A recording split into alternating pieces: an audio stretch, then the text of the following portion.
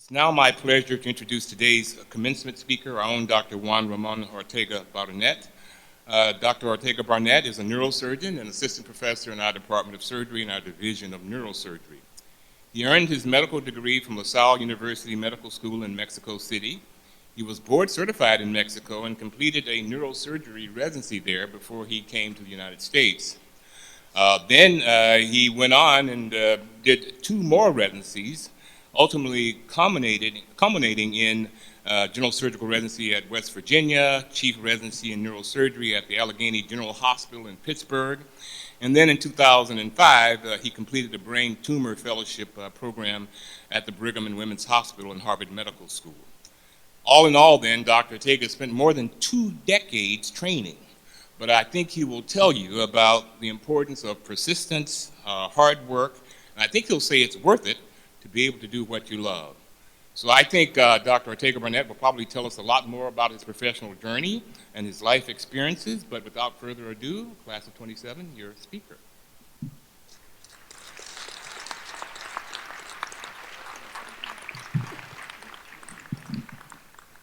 Thank you, Dr. Danny Jacobs. That was very kind of you.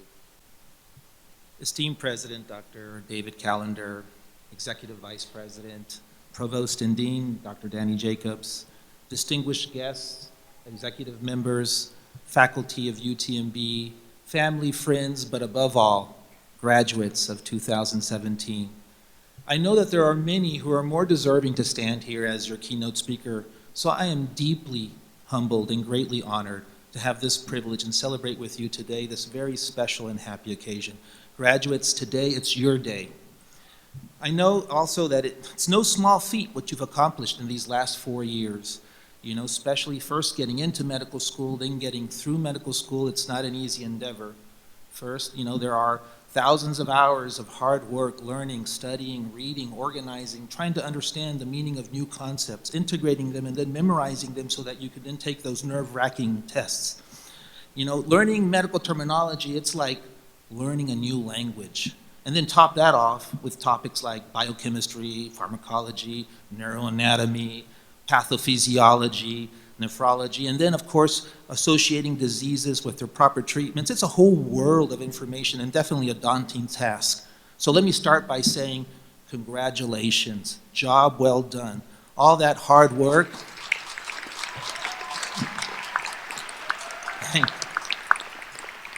All that hard work and effort have finally paid off, so welcome to the Guild of Doctors. All right, well, maybe not so fast. You know, I hate to break it to you, but the hard work is far from over. In fact, the hard work, it's just beginning. Residency will put your stamina and resilience to the test. You know, residency is the beginning of a lifelong journey of learning and sacrifice. And I don't have to tell you, there will be times when you're tired, exhausted, overworked, maybe even homesick. It might be early hours in the morning, and you're having to deal with a disgruntled patient, an overbearing or uncompromising faculty, or an cooperative staff. And you may even ask yourself, why do I have to put up with all this? What was I thinking? And you may even doubt and wonder if you've chosen the right path. But I assure you, the best is yet to come. You are joining a very noble profession. So what exactly does that mean? Well, to be noble is to have or show qualities of high moral character, such as honor, courage, loyalty, kindness, gentleness, integrity, dignity, patience, politeness, to mention just a few, of course. And 2 noble professions that come to mind, nursing and teaching, and they share many of these qualities. I mean, even a Marine is expected to be honorable, courageous, and loyal. But as a doctor, society will look up to you as the embodiment of all of these qualities and will hold you up to the highest moral standard. So I remember once on occasion I had a patient who had severe trigeminal neuralgia. He had even considered suicide as an option. But fortunately, after successful surgery, his pain went away, and he was very grateful. And he gave me one of those heartfelt handshakes, you know, the kind where they don't let go. It's like, it's okay, Mr. B. Yes, I understand. I'm very happy for you. No, you're more than welcome, sir. But then I understood that this is his way of giving, showing his gratitude because he had truly been through a life-changing experience. And not only that, it meant that I could find meaning and purpose in my own life. On another occasion, I had a patient who had a very large skull-base tumor. And the surgery took all day and well into the night. So of course, I finished exhausted and always concerned about possible neurological complications. But fortunately, to everyone's relief, he woke up with no neurologic deficits. And then this beautiful little girl comes up to me. You could tell that she had been crying, her eyes were red, but she gave me this hug and she said, "Thank you for saving my daddy." It was in that moment that I realized that all that hard work and effort was well worth it. And that's a moment I will always cherish. Now, thank you. Of course, there will also be difficult times, like breaking bad news, and no matter how long you've been in practice, this never comes easy. You will be handling humanity's most precious gift, and that's life itself. So as physicians, we have an enormous responsibility to do what is right for the patient. I also want to mention that, we are constantly reminded how sacred life is. Teachers in school will tell us this, attorneys in court, politicians in parliament, even actors on stage. Our founding fathers made it very clear in our Constitution. And the Universal Declaration of Human Rights, which was adopted by the United Nations after World War II, and it's perhaps the closest thing we have to a global constitution, categorically states that the right to life is humanity's most fundamental value.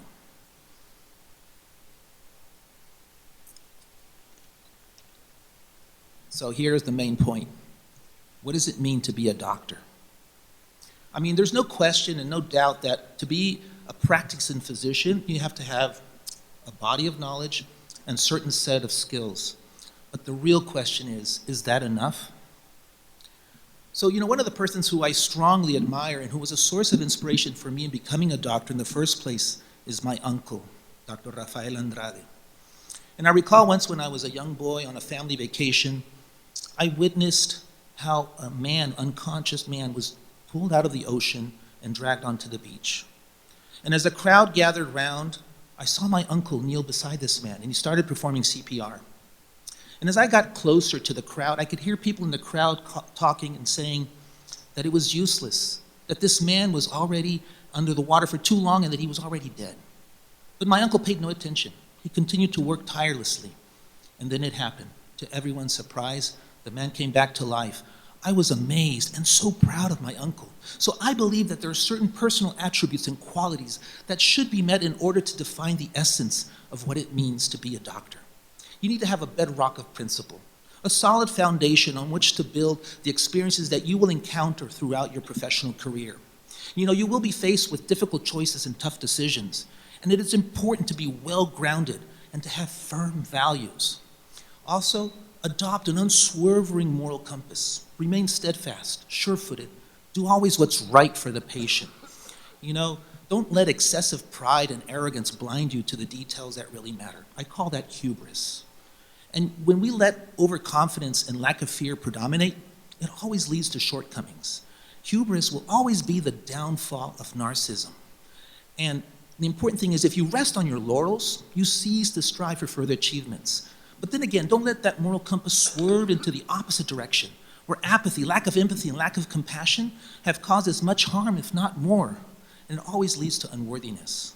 When physicians stop caring, they succumb to the indifference of mediocrity. So unfortunately, still, we will find some members in our community who have equated caring with treatment. And they will only care for patients who they believe can be cured. And if they're no longer curable, they will cease to tend to any of those patients' needs. So always be true to yourself. Focus on a goal. Be tough-minded, well-disciplined, be patient, and be resilient. Resilience is the ability to remain focused on a goal no matter what obstacles come your way. And the core to resilience is commitment. And it's interesting that the people that we see who are most successful are not necessarily the ones with natural talent. It's those who are able to overcome all those hardships with focused hard work, commitment, dedication, and resilience. So also, it's important to never be afraid and say, I don't know. That's something that we sometimes, look at because it's not a sign of weakness. It's actually a sign of courage. Courage to try to seek understanding of that, what we still don't understand or know. And, it's always important to know that understanding faculty will recognize that you're not expected to know everything. So it's important to remain inquisitive, open-minded, ask questions. The value of asking questions is very clear in medicine and in science. And once, it's also important to follow up on all those unanswered questions because that's what builds integrity and character. And once you've acquired more knowledge and skills, you will be fulfilling your professional responsibilities, making sure that you have good quality of patient care. You must remember also, it's a fact, we don't know a lot in medicine, but it's also true. There's a lot that individual physicians don't know of what is already known, so don't forget that. Always speak up. One of the things that has been established as a standard of care by the Joint Commission is the surgical timeout. And it is the last step in the universal protocol. It is performed essentially before the planned procedure is initiated. So it's the final recapitulation and reassurance of the adequate patient identity, surgical site, and planned procedure. And we do it as a team, usually in the operating room. Of course, the patient needs to be present, and everybody should be in agreement. And if not, you're encouraged to speak up. This was famously said by Martin Mueller in 1946. First, they came for the socialists. I did not speak out because I was not a socialist. Then they came for the trade unionists. I did not speak out because I was not a trade unionist. Then they came for the Jews.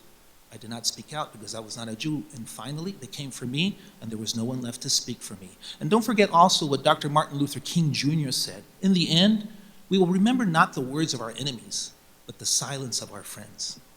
Dr. Jerome Grossman, in his bestseller book, How Doctors Think, points out that one of the most important reasons why we have errors in diagnosis or physician errors are cognitive mistakes. We all have a tendency to put labels upon our first encounter when we see people or patients. And, when we do that, doctors run the risk of locking in too soon on a particular diagnosis or in a particular treatment. And by doing that, we realize that we're not perhaps considering differential diagnoses, or maybe we're working with an erroneous diagnosis to begin with. So it's good practice to pause and ask yourself, what is it about this patient that I still don't understand? Or better yet, what is it that I should know about this patient before proceeding? I recall once I had a patient, a 65-year-old, who came to me, referred to me by his primary care physician, with intractable thoracic back pain, and it radiated into his left rib cage. So on my initial exam, I examined, he had normal motor reflexes, strength was okay, he had no bladder or bowel issues, and my knee-jerk reaction would have been to do a $1,000 workup with MRI, chest x-ray, EKG, and lab work. But then upon doing a more thorough exam, and as soon as he removed his shirt, the diagnosis became very clear. He had multiple vesicles of herpes zoster. So it's important to keep an open mind, think of differentials, and always, always examine your patients. So I was born in Texas, and at the age of 4, we moved to New York City. And we lived on Manhattan, on Amsterdam Avenue, about 20 blocks from Harlem. And I would walk to school. It was about a seven-block walk. I went to Children's Community Workshop School, and afterwards I was transferred to Public School number 9. And back then it was a rough neighborhood. Several times I nearly got run over by a car. I was, actually attacked by a German Shepherd. I was frequently bullied at school. Our house got broken into, our apartment. My mother was held at knife point, and I even got mugged. But what doesn't kill you makes you stronger. And resilience is the ability to pull through adversity. Then at age 9, I moved to Mexico City, where I continued the rest of my schooling all the way through university, medical school, and as Dr. Jacobs pointed out, my first neurosurgical residency. Upon completing that, I came back to the States, and for that first year, I worked as a surgical assistant in tech while I studied for my USMLE boards. And this was in downtown Houston on Westheimer at Rosewood Medical Center, but by the way, it doesn't exist anymore. I was then accepted into a general surgery residency in West Virginia, and I did 4 years of general surgery, then went on to complete another full neurosurgery residency in Pittsburgh, as well as a fellowship in Boston. So my point is, sure, maybe I'm not so smart, maybe I'm a slow learner, but I'm definitely stubborn, and dreams do come true. So dream big, find your passion, focus on it, and work hard at it, because where there is a will, there is a way. And remember, which you will reap what you sow.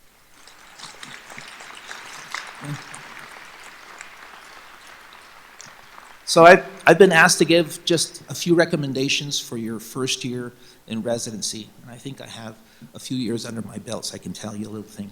Some people may call it pearls of wisdom, others call it kernels of truth. I just call it solid advice. And I've been saying this all along, but first and above all is do what's right for the patient. You know, you can't go wrong. And if you were to ask me, how do I know what's right for the patient? I would tell you, imagine that patient as someone who you loved or considered near to you, like a dear friend or a family member. You will then know what's right for the patient. Next, it's important also to know your patient. You know, learn all the details of their current clinical picture, their past medical history, and examine your patients. Memorize their medications, their allergies. Follow up on all the tests ordered. Be proactive about it. Call the lab, find out the results. Walk down to the radiology department, review the films with the radiologist, right? And actually talk to the consulting team and find out their recommendations.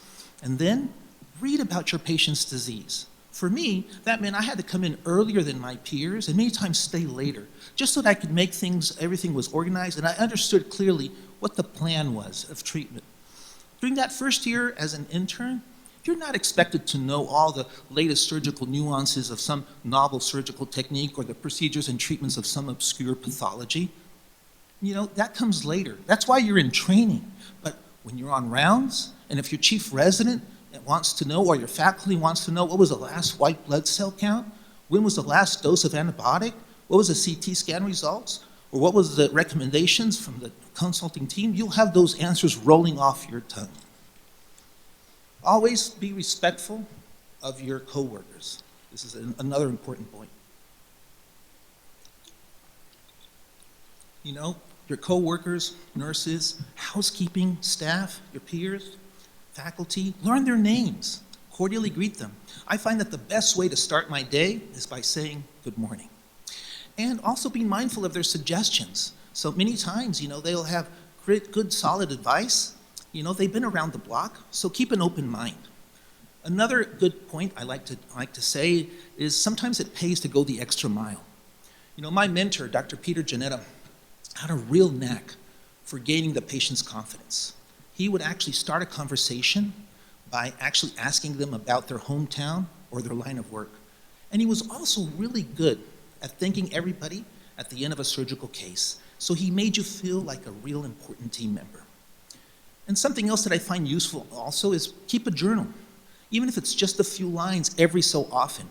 I think it's really useful to reflect on previous decisions that you made in the past, and it may help you to broaden your outlook for the future. So I also want to say that I'm very, very fortunate to have wonderful parents. You know, they're very loving, and I am always in debt to all of their care and all of their teachings. My mother is an American citizen. My father is a Mexican citizen. And even though they were divorced before I was one, you know, and I didn't realize it maybe as a child, I grew up understanding now that I had a great advantage of growing up with two cultures, two customs, two languages, always traveling back and forth between the US and Mexico. And ever since I was little, I knew I wanted to be a doctor. That was always on my mind. So when I finished medical school, I went to live for a year on an Indian reservation in the northern mountains of Chihuahua. I lived with the Tarahumara Indians, and I was their local doctor. And this is an experience that will stay with me for the rest of my life. And you know, mind you, this is 1990, before cell phones or anything, right? And I'm in this small cabin, no electricity, no running water, no gas. You know, I would actually read my Harrison's Principles of Internal Medicine by an oil-burning lamp. I would stay warm by feeding wood into a wood-burning stove during the snowy, cold winter nights. And, you know, I would bathe with a bucket of water and I would wash my clothes in the river. But I learned a lot from these people. And I saw lots of diseases that I would probably only read in books, you know, such as leprosy, for example. But one of the things that happened is I came down with measles and I became very sick. And, you know, I really thought it was the end of the line for me. And as I lay there in what I thought would be my deathbed, I pondered. I said, how sad it would be to leave this world having not been able to say goodbye to my family, and what have I accomplished in life? And it's interesting how you have these near-death experiences that really makes you understand and value the things that really matter. And so the Tarahumara people are, like I say, wonderful people, and they taught me so much through their humble simplicity. They taught me more about life and myself than I would have learned from any book. But my greatest achievement, by far, is my family.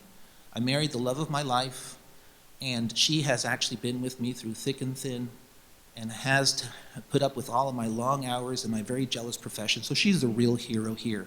And we're fortunate to have two lovely, adorable children who are the joy and light of my days. And I'm also fortunate to be part of the UTMB family. So finally, what I want to say is, I've been telling you all along to be fully dedicated and committed to being very professional, but there's something else I need to say. You know, hard work and frequent sacrifice can lead to shortcomings, and it can wear you down. You know, we've been conditioned in a system that fosters the production of single-minded workaholics, very knowledgeable of the latest scientific publication in medical literature, you know, with an incredible overdrive for hard work, and perhaps also highly controlled emotionally, you know, putting aside gratification, immediate gratification for long-term gain. But when we put work first, and family and friends and personal needs for later, and only if there's time, we're at great risk for becoming burned out, exhausted, overworked, and even depressed. So it's important to find that delicate balance. Remember, your professional goal is to be a good doctor, but your life goal is to be a good and happy person, or at least it should be. You know, patients want a doctor who is available, knowledgeable, and well-humored, but families, they want a spouse or a parent who is available, helpful, and well-humored. And there are people who have, you know, equated, you know, medical marriage as to be living alone with someone. So set your priorities straight and really, you know, guard them vigorously. It's important to give back to yourself. Maybe read an interesting novel, or perhaps sign up for a race or a mud run, or practice learning, you know, a new language, or, you know, playing an instrument. Meditate, but always make time for family and friends. You know, it's important to keep that balance. And if you were to ask me, how do we find that balance? Live every moment consciously and make every moment count. Carpe diem. Finally, I would like to say also is that I know some of you will probably discover new diseases or perhaps groundbreaking treatments for currently uncurable diseases. Do remember, though, it does take about a generation for new techniques to be fully adopted. It took Louis Pasteur possibly around 30 years before his germ theory was thoroughly accepted. You know, the medical community spent more or less 20 years before they realized that aspirin does help survival and outcomes in patients who've had heart attacks. You know, it was Doctors Barry Marshall and Robin Warren. It took them 2 decades of fighting against drug companies, defending their theories, till finally it was realized that, gastric ulcers is produced by H. pylori and it can be cured. And they were the recipients of the Medicine Nobel Prize of 2005. My mentor, Dr. Peter Janetta, was considered a charlatan, a quack, for nearly a generation, before finally it was accepted that, the standard of care for trigeminal neuralgia in his surgery that he improvised and performed is worldwide accepted now. So do that, but also I understand that not all of you are going to be innovators, but what I would hope for every single one of you is to become a beacon of hope, of inspiration and comfort for those around you. And finally, what I would like to say is that I encourage you to teach what you learn throughout your professional careers and teach future upcoming doctors and future generations. Teaching is a very wonderful and rewarding experience. And it's important to keep alive a tradition that is old as humankind itself. And finally, in a world where there's lots of hunger, war, and disease, I would only hope that we can make this a better place by helping one patient at a time. And if you don't remember anything of what I said today, at least remember, enjoy the journey. And finally, one day, when you all look back, you can say with pride, I am a UTMB graduate. Thank you.